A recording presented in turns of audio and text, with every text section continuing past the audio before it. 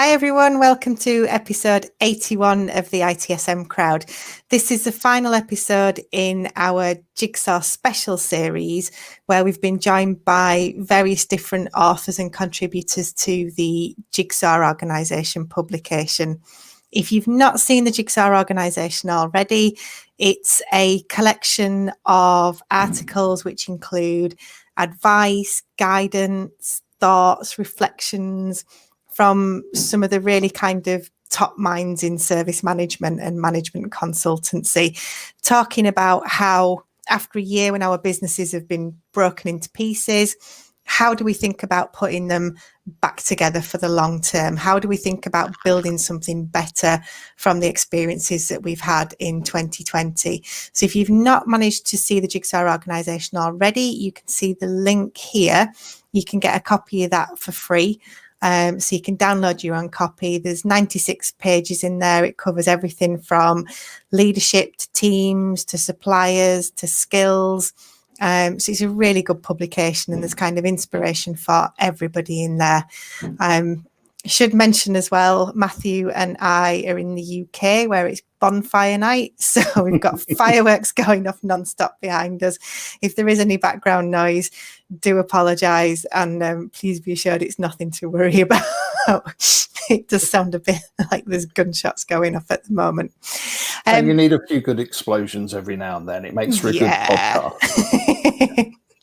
So first thing I'm going to do is ask Karen and Matthew to introduce themselves.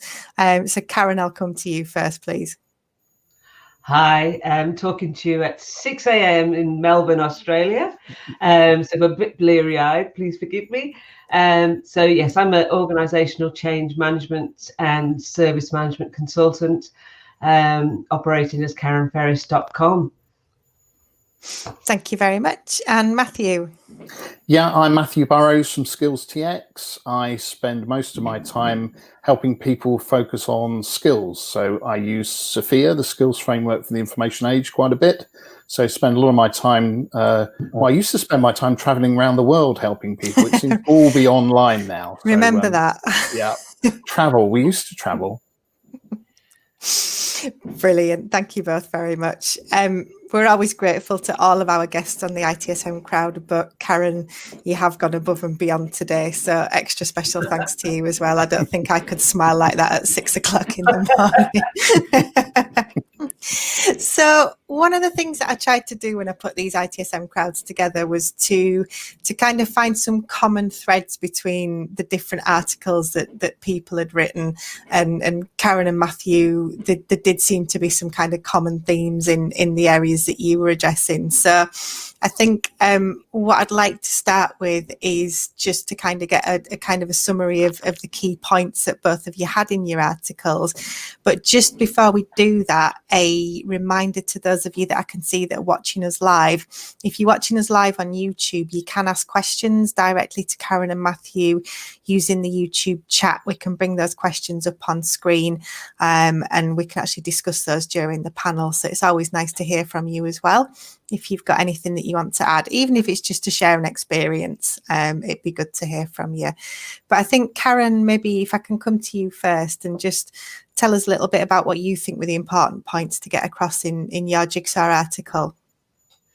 Yeah, thanks, Claire. So in a nutshell, I sort of use the jigsaw as an analogy of an organisation, lots of different parts, all looking very different, irregular, but all fit together to create some sort of picture. And this pandemic's come along, COVID-19, and it's sort of thrown the puzzle up in the air and all the bits have dropped. And we have a choice. We can look at the picture on the box and put it all back together again, or we can start with the edges with the straight bits and pull all the bits in the middle.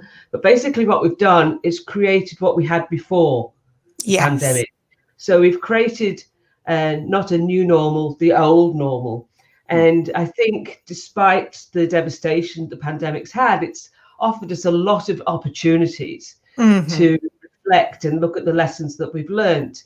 So my article was suggesting that we just throw the jigsaw away and we look at something like, Meccano or Duplo or Lego, where lots of different bits, but you can make lots of different things with them. So with the jigsaw, that little piece can only fit in one place. Mm-hmm. But with building blocks, they can fit anywhere. So we can have, fluid teams and collaboration and cross-functional collaboration, and a lot more flexibility, agility, and innovation as a result. So let's create something new, something really new, based on what we've learned. We've learned a lot. We did digital transformation that we've been talking about for 3 years in 3 days. We just did it, and to a degree. And I do a lot in the change management space, and we often people talk about resistance to change. Well, we got people working from home overnight. They didn't resist it. They understood the imperative of why it had to happen, and they made the best of it they could. People will change when they know why it has to be done. So yeah, that was the core of what I was talking about. Awesome, thank you. And Matthew, if you could kind of give us the key points from your article. Yeah, well, it does fit in very well, and I love, Karen, in your article the bit about talking about people are changing as well, so they're not always a regular shape, and the focus of my article was really focusing on the people aspects, because no matter how clever we are with the technology, we still rely on people and their skills and competencies and their experience. And if anything, the COVID-19 has probably highlighted some really out-of-date practices that we had in some organizations. Things like, only assessing people against their current job description. Well, guess what? We've had to ask people to resurrect previous skills that aren't in their current job description and use them again to fill in for somebody that's off sick, or to carry out a role that needs doing in this time of change. So it's really sort of highlighted the fact that people are much more than their job description. They're really important. It's really important to get a complete picture of their skills inventory, if you like, their skill profile, because you need to answer the "what do we have" question to know where you're starting from at any point in time. And to Karen's point, that doesn't stand still. That changes as much as our requirements. What skills do we need? That changes on a regular basis as well. So it's much more fluid than we've perhaps been led to believe in organizations over the last 20 years. There's the org model, it's static, put it all back together. It doesn't make sense. It's much more fluid. Yeah, and I think one of the things that was mentioned, we did an episode earlier today where we were talking about service integration, and one of the things that the panelists mentioned on that episode was, to a certain extent, many organisations had assumed that this would be something fairly short term, whereas saying, in the UK, we're just going back into lockdown. There is now an understanding that actually this could be a much longer term situation. Does that have an impact on how organisations respond as well? Yeah, definitely does, because they've got to actually find a way of coping with regular change, and the fact that it doesn't go back to any sort of picture that it looked like in the past, right? So, and it does fit the agile type feel that you get for a lot of organizations. You're responding much more rapidly, so you need good data in order to make good decisions.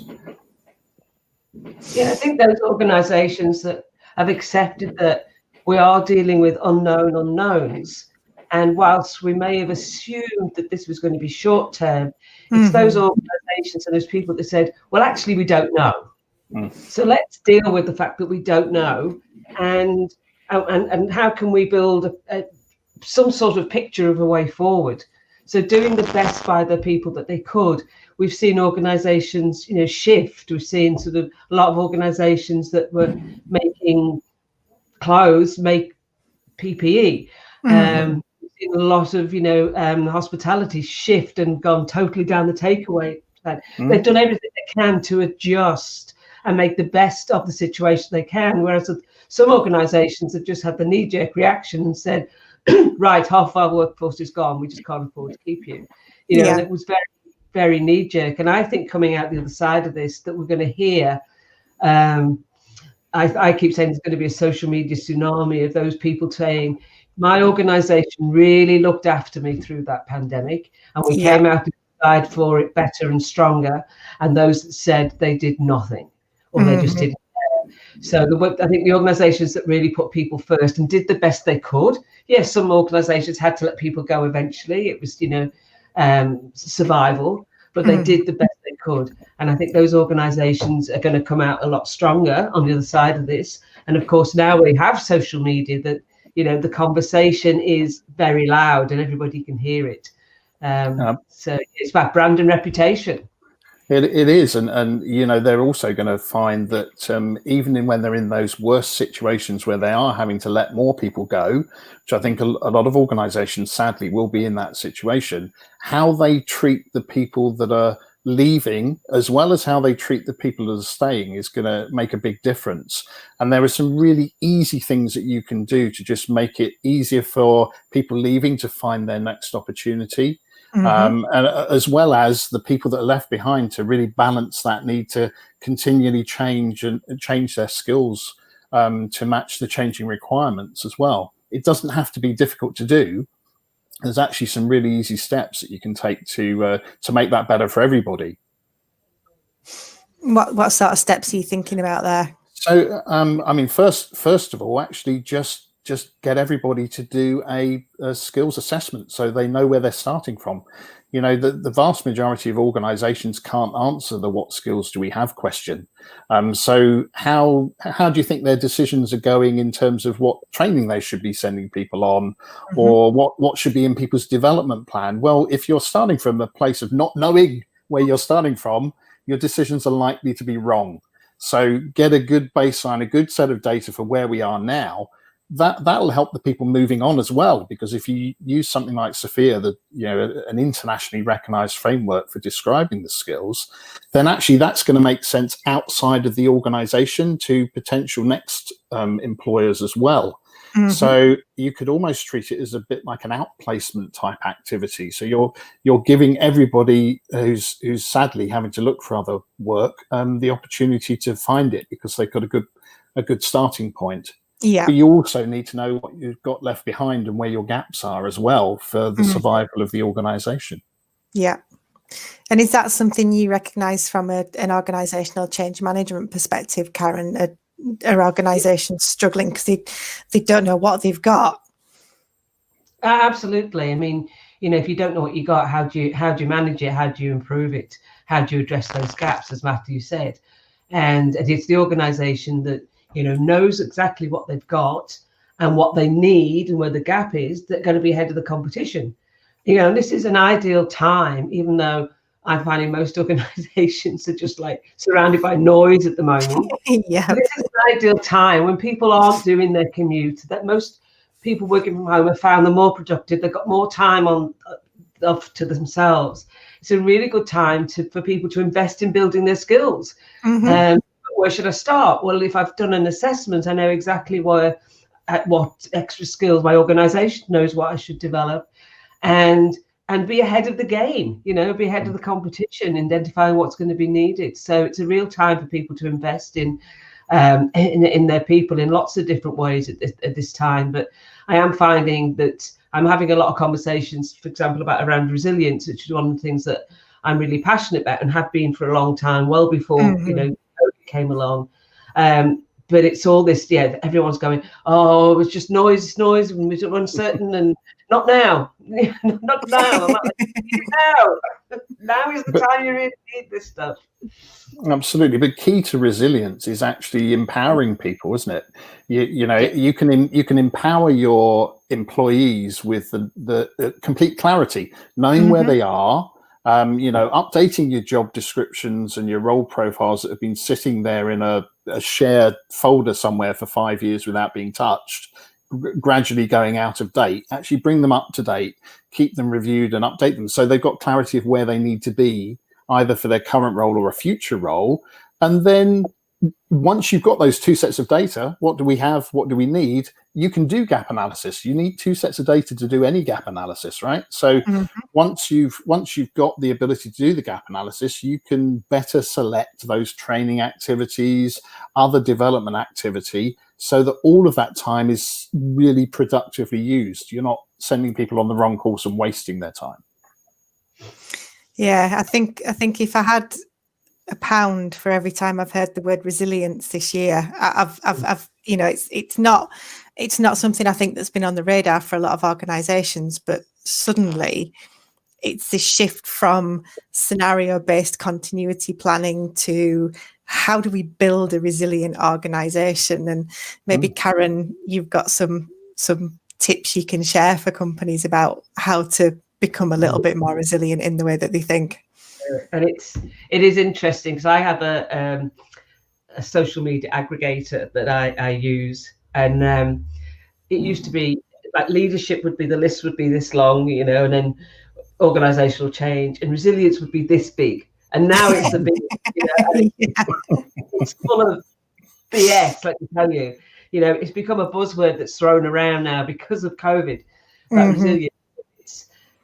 And it's a shame because it's a very powerful thing to have in an organization, and it's a word that's just getting bandied about. But organizations really need to make sure that they're having, it's about really having conversations with people about how they're faring, and empowering people to not be scared to say, are you okay? That's a big scheme that we've had in Australia, saying, are you okay? But the fear is, if I said, are you okay, Matthew? And Matthew says, actually, Karen, I'm not. Then I go, oh, shit, now what do I do? Yeah, what do we do? Yeah, exactly. And that's how a lot of managers and leaders that I work with are feeling. And it's when you have a conversation about, you don't have to be a psychiatrist or a psychologist or a general practitioner or a person in the medical profession. You just need to be there to support the people and help them. So my role is to say, Matthew, let's go and have a coffee. And then we talk about, what is it we can do? And I help Matthew find out what he needs, and I'm there to support them.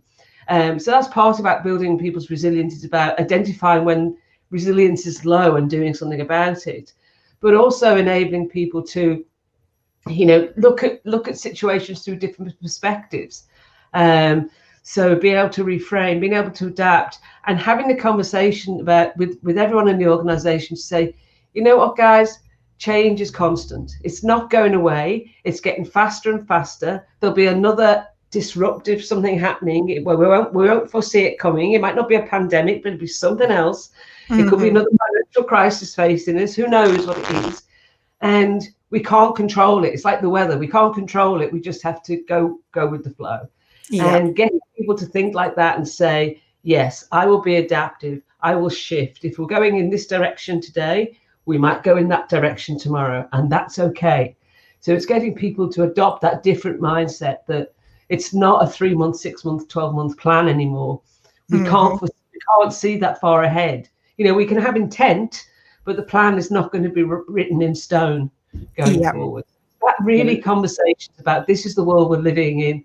Let's just embrace it. And we're not having those conversations at the moment. We're not talking about the uncertainty. We're not talking about not being able to see what's coming around the corner.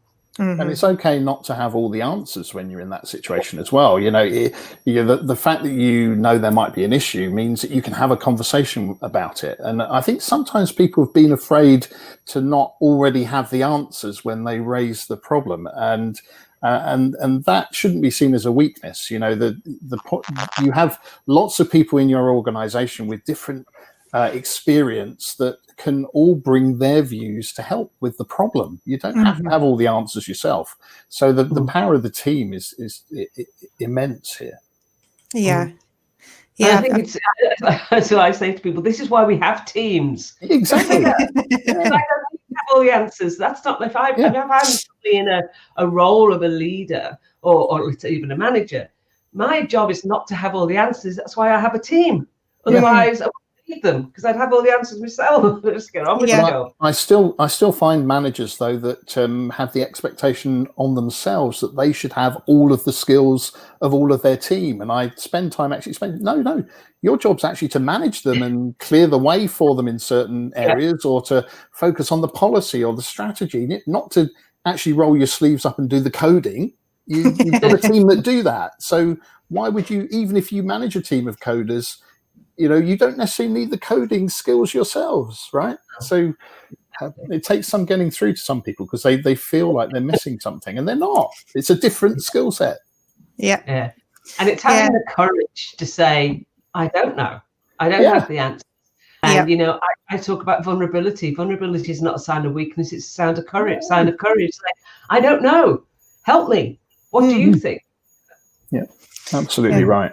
Some of our politicians could perhaps learn from that.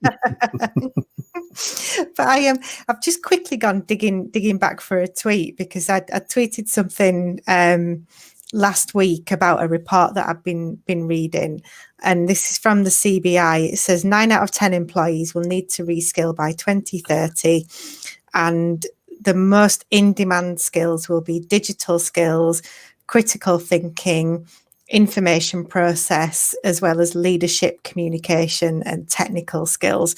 So I just wondered if that kind of resonates with what you're seeing at the moment, Matthew, and the skills trends. Do you know what I'm seeing is I'm seeing a whole group of people that are trying to standardize the set of skills too much. And I mean, you look at some of the generic HR platforms that are out there that only allow you to specify 8 competencies across the whole of your team. Now that means that actually, and I've seen this is a real situation. I had an organization where the service desk manager wanted to hire a new person in order to deal with incidents, but also grant people access to applications. So a bit of access control. So the nearest skill that they could find in that 8 was one called information security. So they put that in the system. I need somebody with information security. And then we had the guy who runs the digital forensics team who wanted someone that did digital forensics and penetration testing. And the nearest match they had was information security. So we've got a pull in part of the organization to simplify it too much. And actually, if there's one thing we recognize is we need to value people for their specialisms. And those specialisms are more than you can describe when you've only got 8 boxes to fill in, which is why things like Sophia have 102 professional skills at up to 7 levels, right? There's 390 different combinations there. That we have to embrace that level of complexity, because if we try and dumb it down too much, it becomes meaningless, and we're not serving anybody by doing that. So that's one of the big issues that I'm seeing at the moment, that pull. Yeah, and I think, Karen, how important is the sort of the people development side of things as you start a change program in an organization? Oh, absolutely. I mean, if you're driving any change in the organization, you should be having, the conversation with people. And like digital transformation is a big concern to a lot of people. It's like, AI and robotics, am I going to be out of a job? And we should be having those conversations with people and then saying, well, no, you're not going to be out of a job, but your role may be different. And we will skill you up to fulfill that role. And this is what the training is going to be. This is the education, and this is the support that we're going to be to remove that uncertainty from people.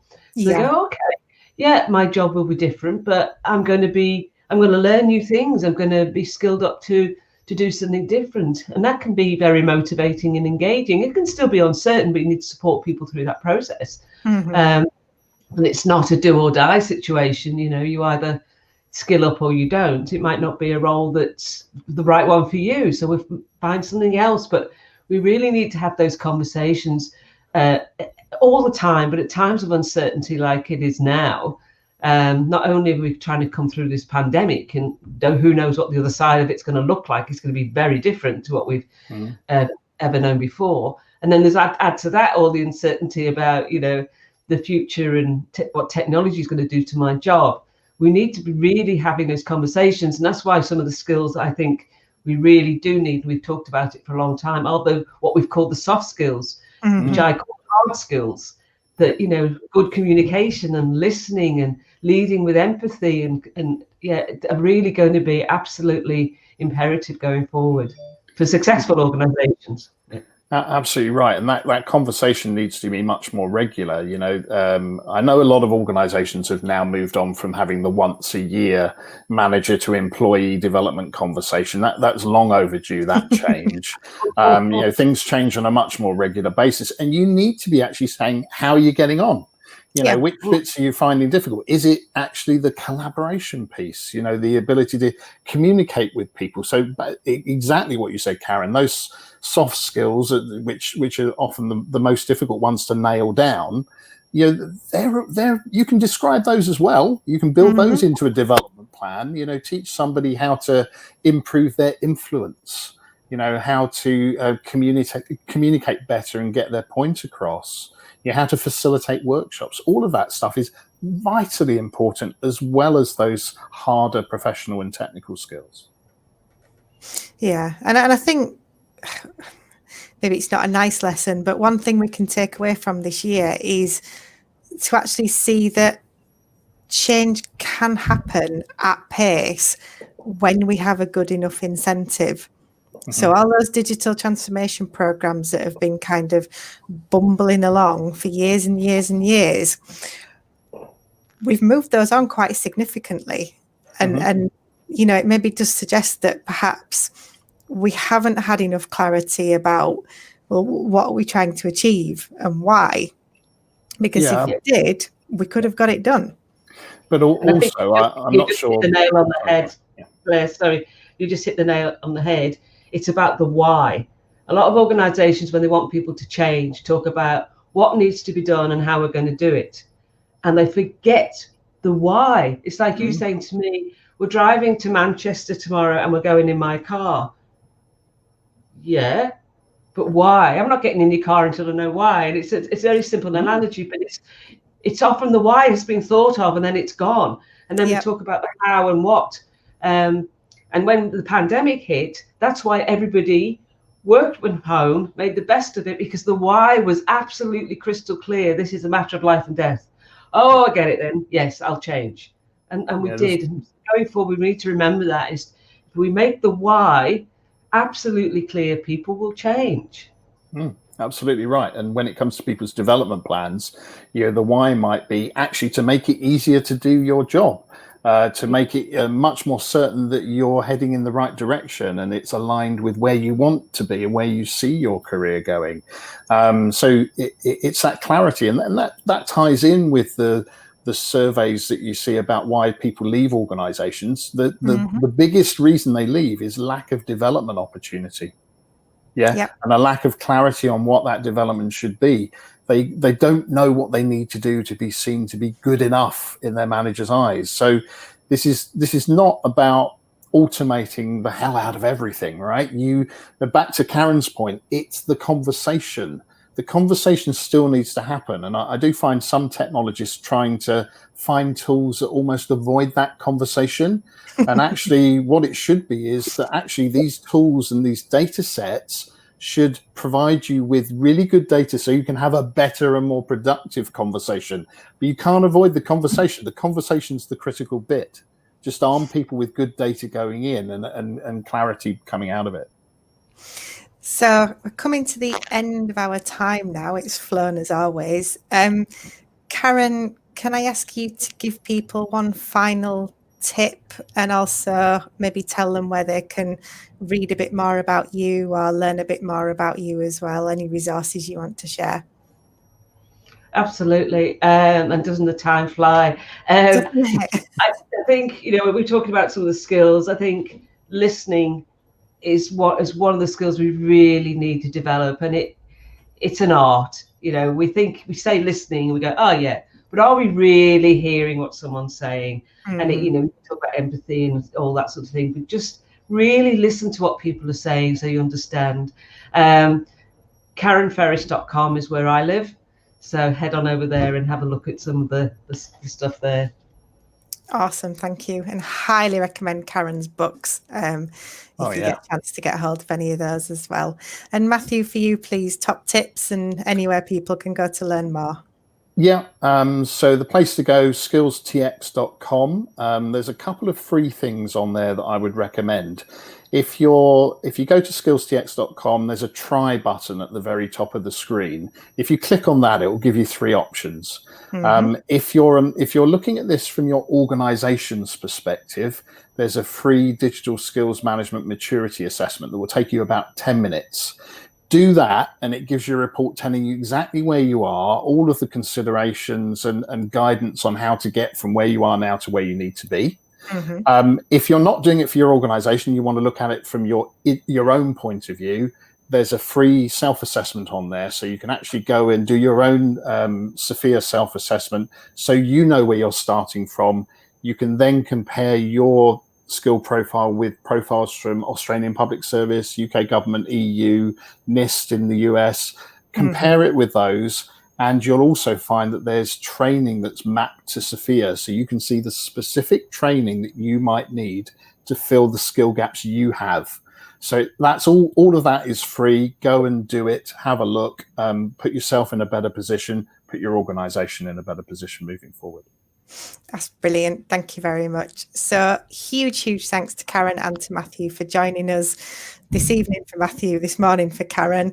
The next episode of the ITSM Crowd is not too far away. It's on the 18th of November. And I'm going to have a panel joining me then to talk about the results of the 2020 Global SIAM Survey. So talking a little bit about who's doing SIAM, where, why, the challenges, the benefits, that kind of thing. So thank you so much, Karen. Thank you, Matthew. Really appreciate you joining us. And I will see everybody on the next episode of the ITSM Crowd. Thanks. Bye.